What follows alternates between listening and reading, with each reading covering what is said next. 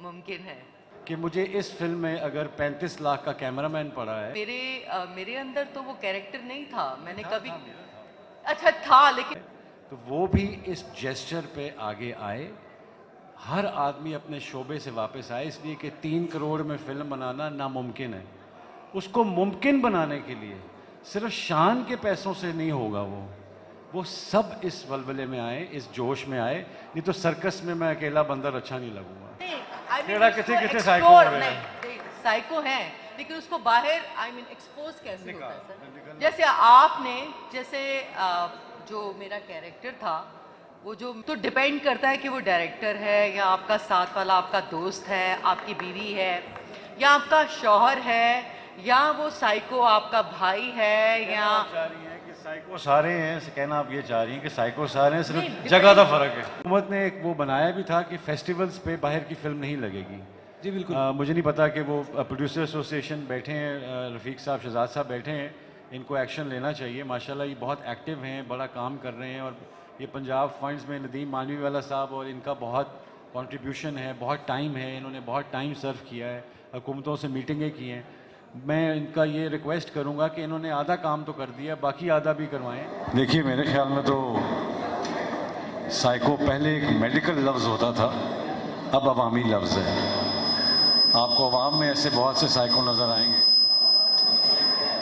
कुछ पैसे के लिए साइको हैं, कुछ ताकत के लिए साइको हैं, कुछ इंसाफ के लिए साइको हैं। तो साइको आजकल वो लफ्ज़ है जो राइज है उस आजकल के टाइम के ऊपर। आप सोशल मीडिया पर देख लें, अच्छे भले अक्लमंद लोग जो हैं वो ऐसी हरकतें कर रहे होंगे कि आपको साइको लगेंगे। सो साइको मैं यकीन से कह सकता हूँ कि 1960s में और 70s में ये ज़रूर एक मेडिकल टर्म थी, लेकिन अनफॉर्चुनेटली वो मेडिकल टर्म नेशन के डिक्लाइन के बाद अवामी हो गई। जो मेरा किरदार है वो आपको बहुत मुनफरिद नज़र आएगा और मैं यहाँ पर एक दफ़ा आप सबका शहजाद रफ़ीक साहब, मैं आपका शुक्रिया अदा करना चाहूँगी। आप तशरीफ़ लाए और आप बहुत मेरी मदद कर रहे हैं कि हमें भी फंड्स मिलें। जी बिल्कुल, जो कि अभी तक नहीं मिले, ताकि मैं एक और फिल्म शुरू कर सकूँ।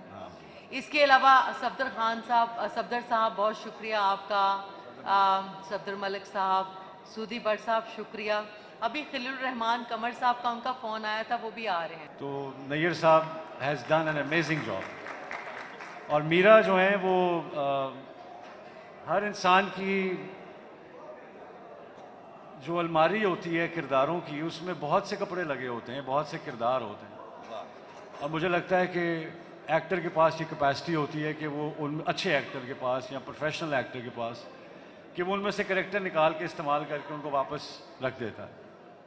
तो मुझे मीरा का जो काम, मीरा ने जिस तरह उसको परफॉर्म किया इस रोल को, जिस डेडिकेशन से, जिस डेप्थ से, रिलक्टेंट थी ये, लेकिन जिस तरह इन्होंने उसको फिर एक्सेप्ट किया रोल को, I feel she is done an amazing job. शान साहब के साथ काम करने का मज़ा ही ये आता है कि एक अलग चीज़ मुझ पे ये बहुत ज़्यादा वज़न डाल देते हैं और मैं कोशिश करता हूँ उस वज़न को वो करने की।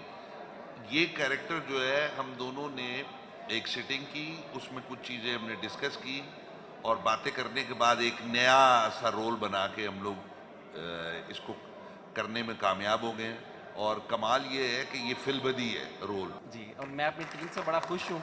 ठीक है, शान साहब हमारे डायरेक्टर है और मैं अपनी सारी टीम से बहुत खुश हूँ। तो हम इंशाल्लाह 5 मूवीज दो शूट करेंगे।